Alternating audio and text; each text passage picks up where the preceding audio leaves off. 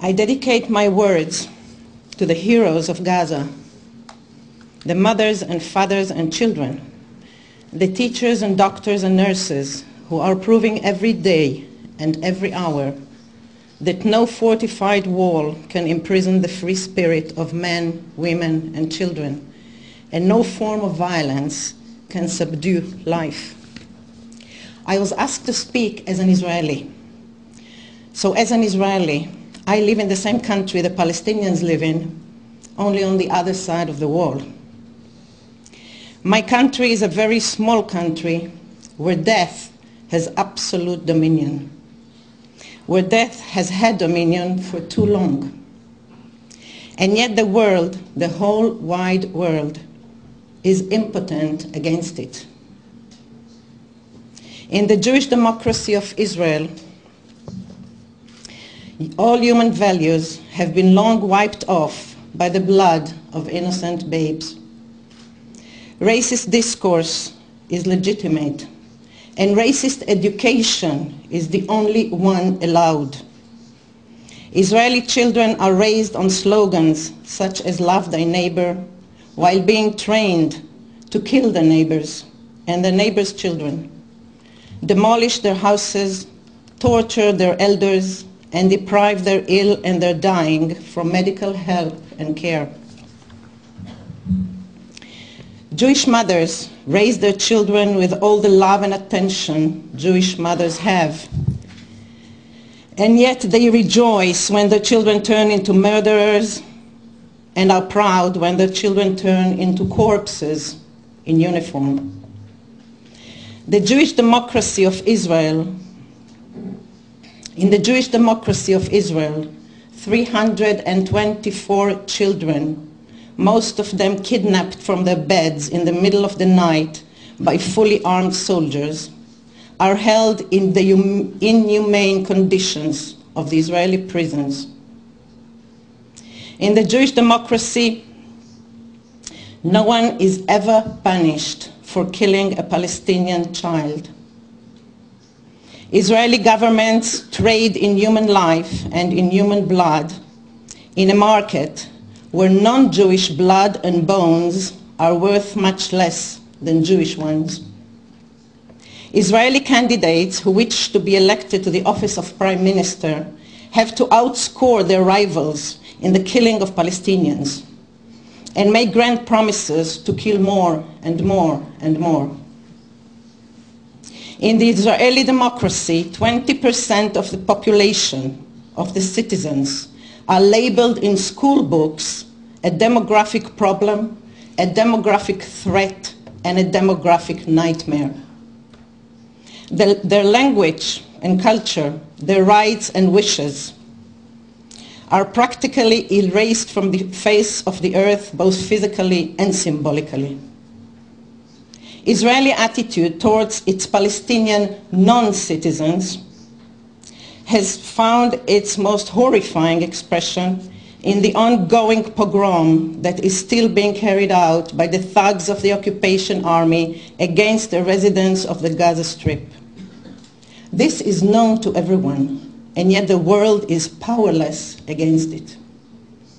The people of Gaza are still locked up in this immense prison, hungry, unemployed, ill and poor, with no means to escape or to better their lives in any way. As an Israeli, it is very painful to me to realize that the word Israel has become the synonym to oppression, tyranny, ruthless apartheid, and racism. Just like it is very painful to me to see in rallies all over Europe the Star of David equated with the swastika. Excuse me.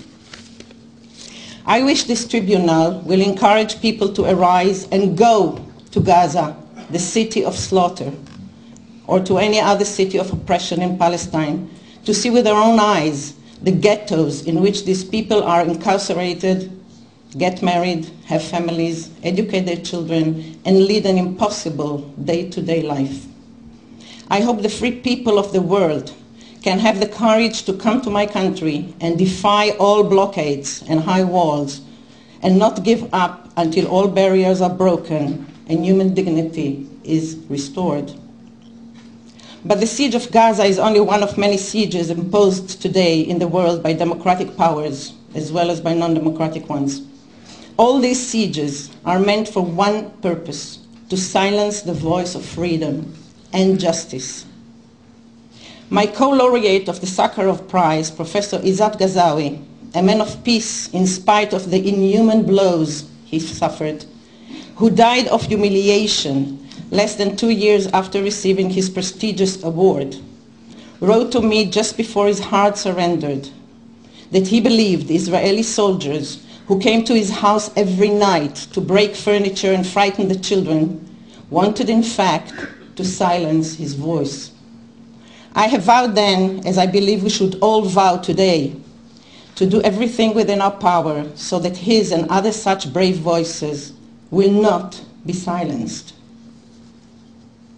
When Jewish poet Bialik wrote after the pogrom against the Jews in Kishinev about 105 years ago, "Satan has not yet created vengeance for the blood of a small child," it did not occur to him that the child might be a Palestinian child from the Holy Land and his slaughterers, Jewish soldiers. He could not imagine that a Jewish state would immerse all of us in the blood of little girls and boys up to our necks. Today, when the most enlightened civilizations support and commit the most heinous crimes out of greed, megalomania, and pure racism, Bialik's cry from 100 years ago resonates once again. And my heart is dead, no longer is there prayer on my lips. All strength is gone, and hope is no more. Until when? How much longer? Until when? Thank you.